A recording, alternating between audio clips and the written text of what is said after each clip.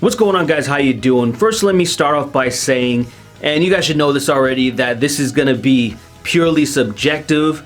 My top albums of the decade is just gonna be things that have to do with how many times I've listened to something, the impact of my life, just, you know, things like that that is tailored to me. So there's going to be a lot of opinions that you may think that, like, why did that make the list? Or there's things that are way better, and it just all comes down to a bunch of different things. So it's not going to be objective in any way, shape, or form. And let me tell you, it was insanely difficult to come up with this top 10 list because you have a decade of music to go through. And I can only imagine if it was the 2000s, like a decade before, because some of my all-time favorite albums are in that decade, and that would have been like, fuck, I need like a month or something to debate this within myself. But this was a teeny bit easier, but at the same time I couldn't just settle on 10. So let's start off with some honorable mentions. At number 14 is Exoplanet by The Contortionists.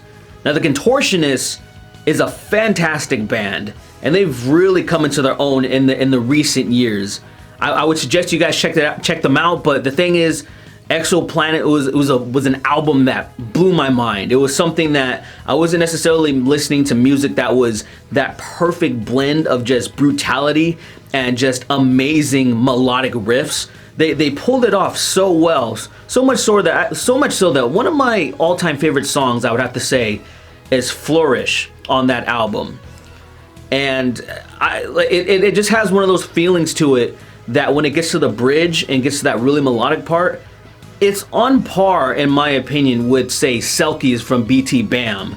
It's that good. Number 13 is Look at Yourself by Amur. Now, a lot of people don't like Amur. A lot of people are like, oh, when they think of, I don't care about that. I've always liked Amur. Their tracks always end up on my gym playlist, which is a video for another day, because there's just so much bounce and it's really heavy. I really dig it. I don't need everything to be completely intricate, and it needs to be like, wow, like I'm totally cool with a bunch of ones and zeros. But the thing is, when Look at Yourself dropped a couple of years ago, I'm pretty sure it was 2017, it really changed their sound because all the band members left and only Frankie Palmieri, the lead singer, was still there. Then Joshua Travis joined, and he's from like Glass Cloud, and dude has a specific sound to him, and he brought it into Amur, and they made a killer album. I really like that album, but it's not top 10 material because I think the next album that they drop will probably be so much better because they'll have much like years under their belts meshing together. But it's a solid album.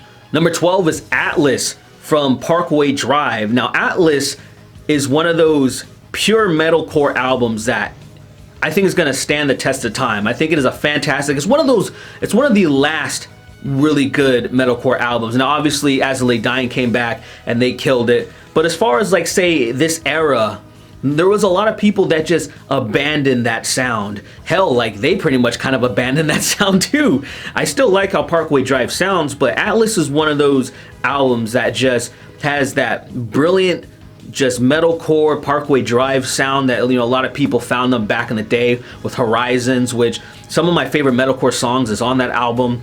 But that one was just showed a maturity, had some good themes to it. I even liked their music videos. Like, they just did things very well. I like how their melodic guitar riffs are very good. They're a very popular band for a reason, and I really enjoyed that album in 2012. And the last honorable mention is Insurrection by Molotov Solution. Now, Molotov Solution has been one of my favorite bands. They're just a great deathcore band. Like, they know how to write songs. They know good riffs, good speed. One of the things that I loved about them, they talked about a lot of conspiracy theory type of things. A lot of people called them Alex Jones core. And when they came out with this album, and I'm pretty sure, I could be wrong, I think it was at the beginning of 2011, it could be 2010, but Molotov Solution dropped this album, and it is so good. It's mixed incredibly well. It has bangers throughout it and good features. I'm telling you, if you've never heard of Molotov Solution, start with that album. That album is fantastic, and I guarantee you will be like, wow, how come I haven't been listening to this before? And now it's time for the real top 10, and I'm telling you, this was so hard for me to pick. Like, I still don't feel completely confident. I feel like I'm probably leaving some stuff out, or maybe I should switch the orders around. It took a lot of time to think about this stuff. But in at number 10 is Autotheism from the Faceless. The Faceless from Los Angeles has been one of my favorite bands, you know, all the way going back to high school. They've had fantastic albums. They blew my mind when I first heard them, and they still just been making bangers and bangers.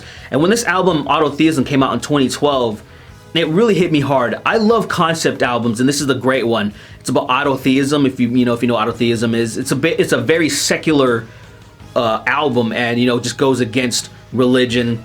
And Michael Keane is a brilliant musician. This album is written beautifully. It has some fantastic songs on there that I listened to a countless amount of times. I even saw them at Summer Slaughter at that tour in 2012 because I definitely want to make sure, and that's where I picked up the album. And I remember riding my bike to work, just listening to that album constantly. It's a fantastic album, and I think it deserves its spot at 10. At 9 is Different Animals by Volumes. And this one was kind of harder for me to place. I wasn't sure because I do love this album. I love Volumes. They have released, since I think in 2010, they came out with an EP. And there's a song on there called Intake that instantly grabbed me in. I was like, who is this band? They're so melodic, and there's so much gent and so much just greatness to them. There's the groove that gent brings to it. There's a little bit of that hip hop vibe that you realize that one of the singers, Gus, and they always had two singers. And it was something that they bounced off each other really well. They matured, they made some other albums. They had got another guy into the band. I can't remember his name, but he made some amazing tracks too with them. Like there's a song called Erased. There's a song called, actually I can't remember. It starts with a V, and it has to do with this dude that, one of their friends that unfortunately died. But it's a great fucking song.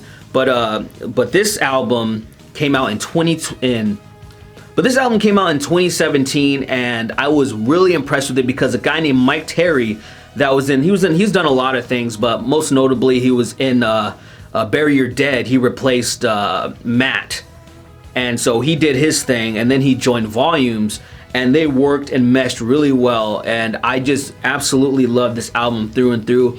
I was really surprised how well Mike Terry just gelled with the band, and I'm looking forward to, they already put out some new stuff, and I'm looking forward to the next stuff, even though it's going to be a little weird because Gus, one of the original singers, the original guy, he's out of the band. So I'm really interested to see what they're gonna do. At number 8 is Sempiternal by Bring Me the Horizon. Now I know a lot of you are probably gonna be like, what? That's bullshit. That's crazy. And look, I had to think about this a lot because I had never been a fan of Bring Me the Horizon for quite a long time. I even remember, I think sometime in around 2008 or something, they really started to bite their sound from Bury Your Dead, and it kind of really made me mad because Bury Your Dead's one of my favorite bands, and they started making riffs that I know that they would typically come up. When you would hear that Bury Your Dead sound, you heard a riff, and I was like, that's Bury Your Dead for sure. And then they kind of started to bite that and just sped it up a little bit and kept their emo kind of vibe to it, and I was like, I'm not really down with that. I thought the singer Ollie was very annoying, but Sempiternal was something different. They matured in the sound. They found a sound that is definitely theirs.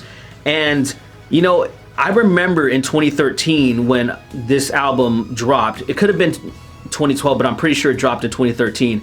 I just remember going through like a breakup. It was like a really tough time for me, and I remember listening to this album so many times just to occupy my mind. Not about like say the lyrics spoke to me or whatever, but it was just really occupying my brain quite a bit, and I really ended up it changed my opinion of Bring Me the Horizon. And you know what, I've enjoyed what they became because they really do seem like they are their own thing. They do have their own style, their own sound, and this album, I know there's a lot of people, I mean, they're fucking huge. They're one of the biggest bands out there, and they have some albums on there that I don't care who the fuck you are, you're gonna enjoy it. You're gonna enjoy some of their bangers on there. At number 7, Matriarch by Vela Maya.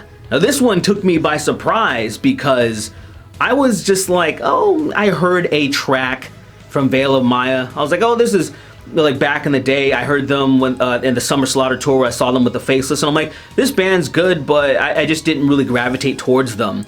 And I did hear this one song that sounded really promising called Subject Zero, and it was a song about Jack, or Subject Zero, from Mass Effect 2, which, if you guys don't know, Mass Effect 2 is my favorite game. The Mass Effect franchise is my favorite thing. As a matter of fact, I have Talizora tattooed on my neck just to show you how fucking crazy I am about that shit.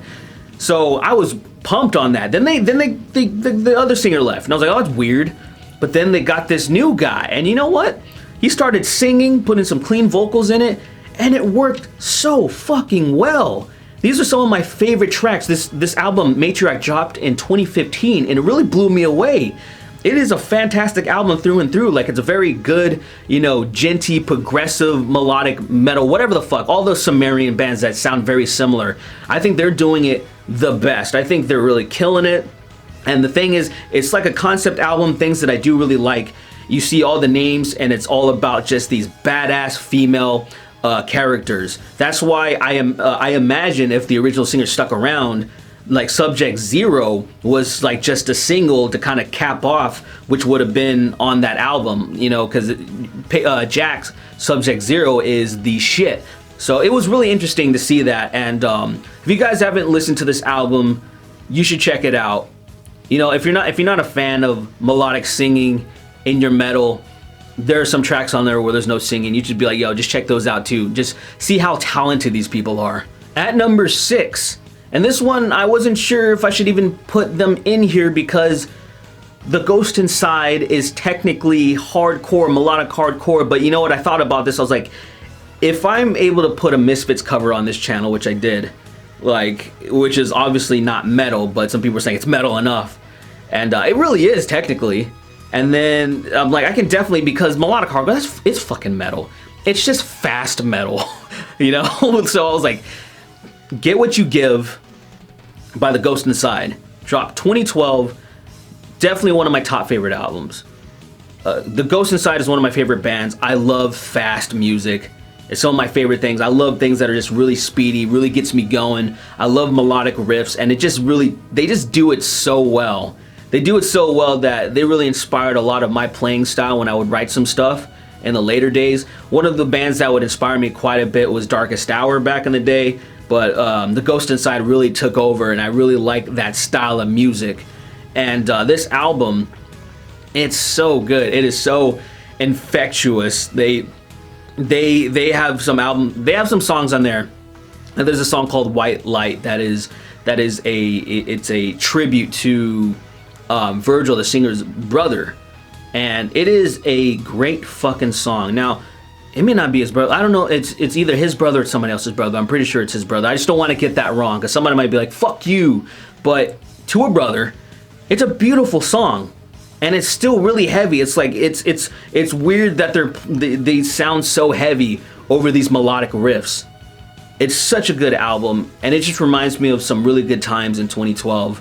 It just reminds me of two-stepping, which is something that I love to do. I'm not a huge mosher.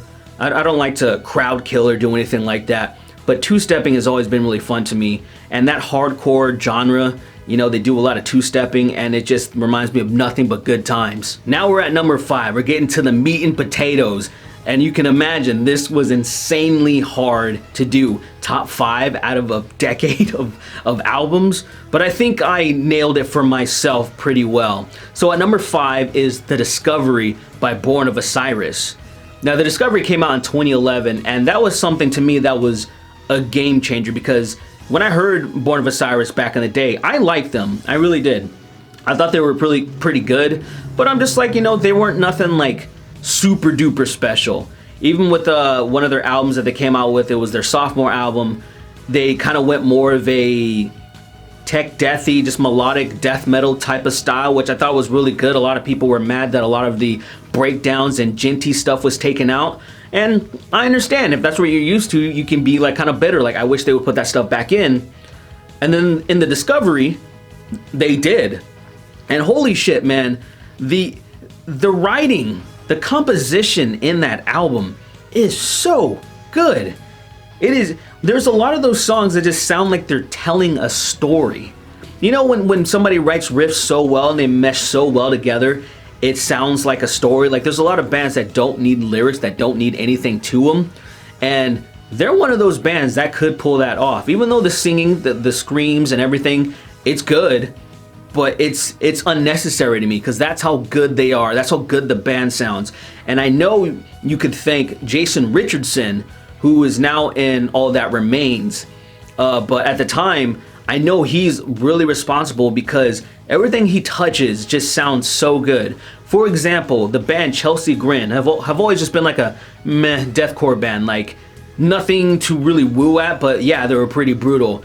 But then they did an EP when Jason Richardson was in the band, and that EP is fucking fantastic. Like, go listen to a song called, I'm pretty sure it's called Ask Don't Tell. I could be wrong, but off the top of my head, I'm pretty sure it's called Ask Don't Tell. Go listen to that, and then go listen to one of their older tracks like Sonnet of the Wretched or My Damnation. Go listen to the night and day difference. Go listen to the badass fucking solo, and just show you that Jason Richardson is an amazing musician. And so the Discovery has just a catalog of bangers throughout that. It is such a good album. If you haven't listened to The Discovery by Born of Osiris, definitely go listen to it. You will not regret it. At number 4 is Meliora by Ghost. Now, I'm sure a lot of you probably would agree with this, that it would definitely be in your top 5. Ghost dropped that album in 2015, and let me tell you, this was when Ghost really dug its claws into me, because I had a friend that showed me Ghost like a couple years prior, and I was like, oh, that's pretty cool, but it just didn't really capture me. And maybe because I was a little bit too, I wasn't comfortable sitting down, I didn't listen to an entire album, I just heard like a song while I'm chilling, and that's not the greatest way to discover music. Now, sometimes things have worked out for me that way, like say I remember discovering Parkway Drive that way.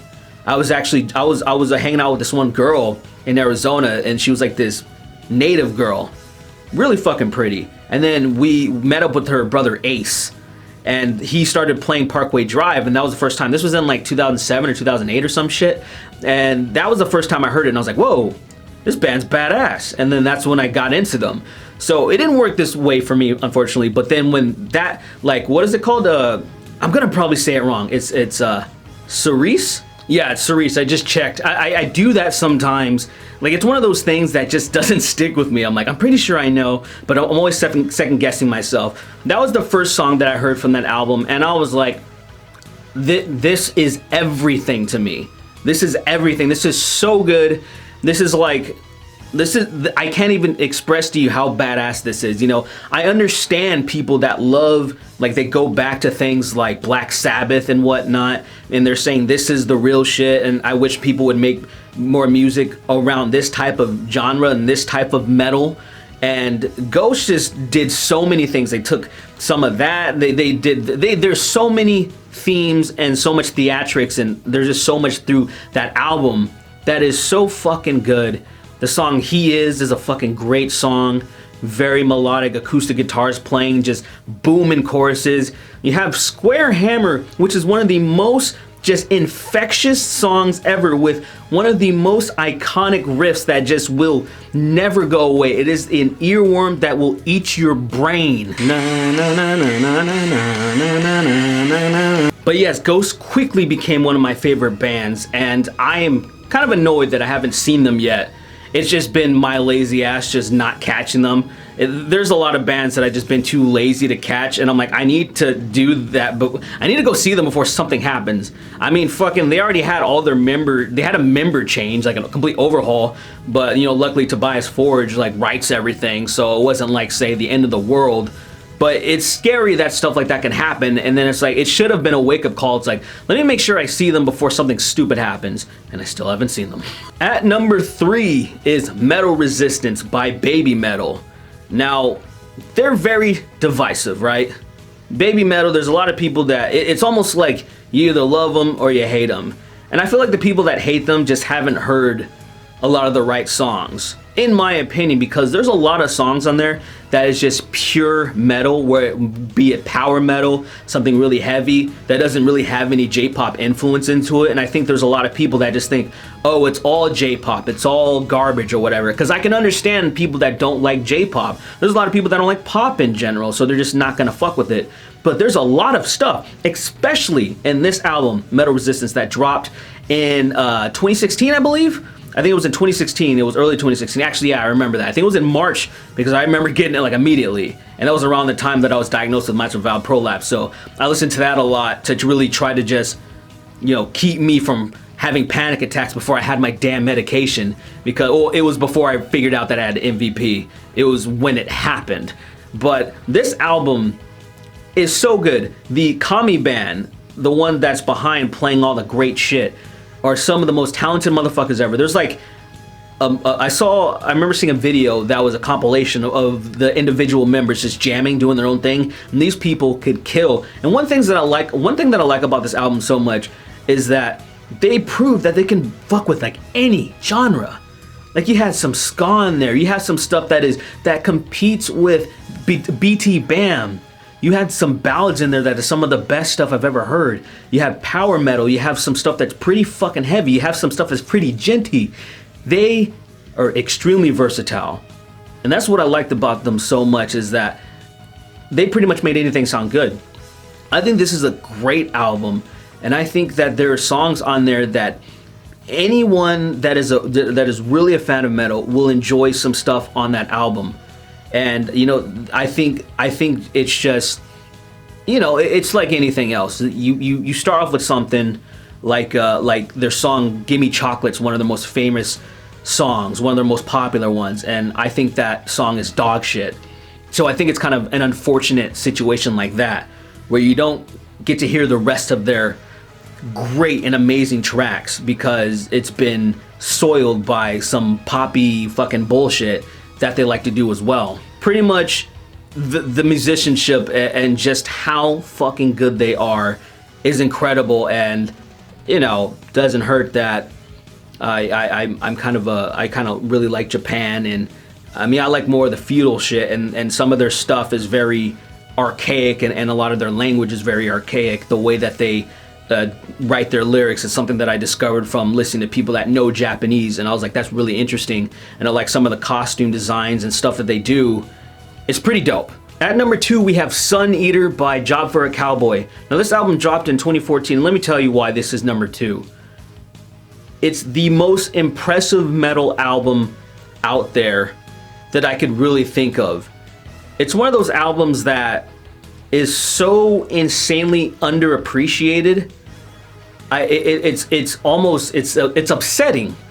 It's upsetting that there isn't, like, say, millions of plays on this album and people aren't talking about it, and it's not in their list, because it's one of those albums that you just appreciate so much because of the musicianship.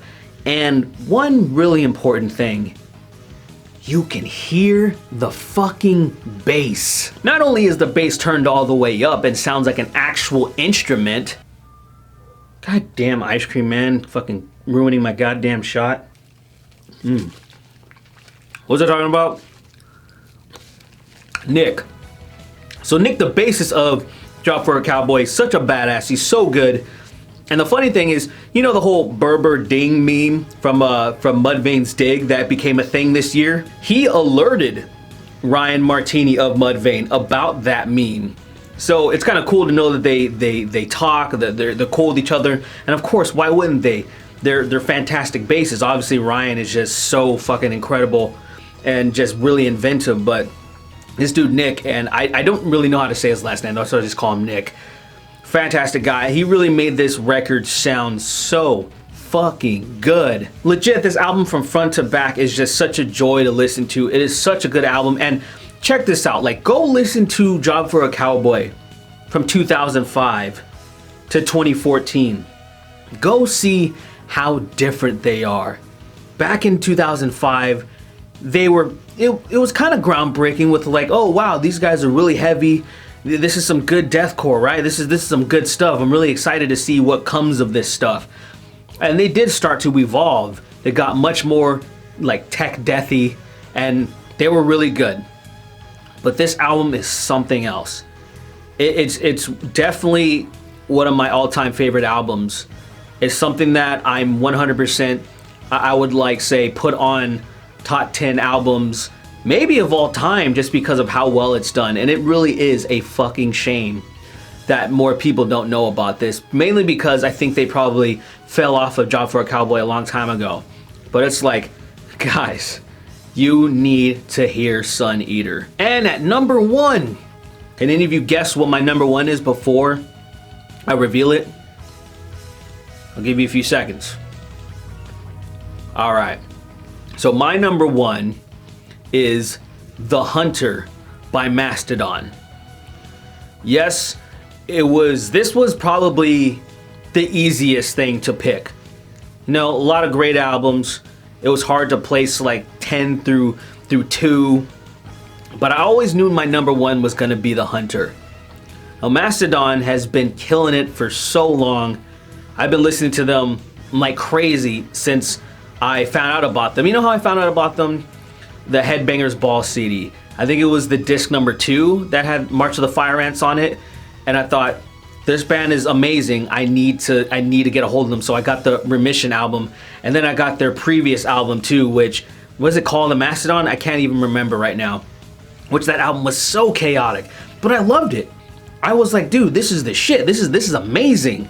And so I was like, say, a huge fan of that era. But then with Leviathan, which I was kind of like, oh, I see they're going in a softer direction, but it was still very good. That was still great. Obviously, Blood and Thunder is one of their most popular songs. I really liked Iron Tusk from that album.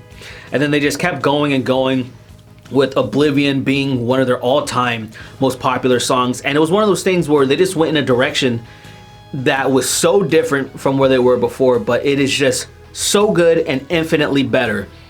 It is definitely some of the most catchiest and some of the best shit. The drummer has been always one of my favorite drummers, especially with the 10 trillion fills he would put throughout the albums, especially in the earlier years.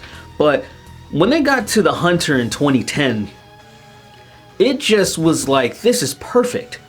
This is something that, like, say, if you have a dad, like if you're around my age and you had a dad that was like around in the 50s or something, around 60 years old, and grew up listening to rock and roll, you can put on this album, you put on and be like, check this out, Dad. And he's like, this is fucking killer. Son, we are going to a Mastodon show. 100%. That's how good this record is. Like, I like this record so much that I usually don't put like ringtones or whatever on my phone. I did when I first had an Android. I had a Droid X back in 2010. So it was kind of like revolutionary, and I would fuck around with things so much. Then I kind of got lazy. But when that came out, like say, and I got like a smartphone, like iPhone, whatever the fuck, I had to put some Mastodon on there. It became like, say, a ringtone. It became a thing for my alarm clock. It was usually something like Curl of the Burrow, which is still one of my favorite songs. And alongside with Stargasm, that's another one of my favorite songs. There's just so many good fucking songs in there. Octopus Has No Friends, All the Heavy Lift. It's just a great album front to back. Very good mixing and mastering. Every album that I put on this list has good mixing and mastering. Some are better than others, of course. I think Sun Eater was mixed and mastered flawlessly, but this record hits very hard, and it's just a good, solid fucking record. I would recommend it to everyone.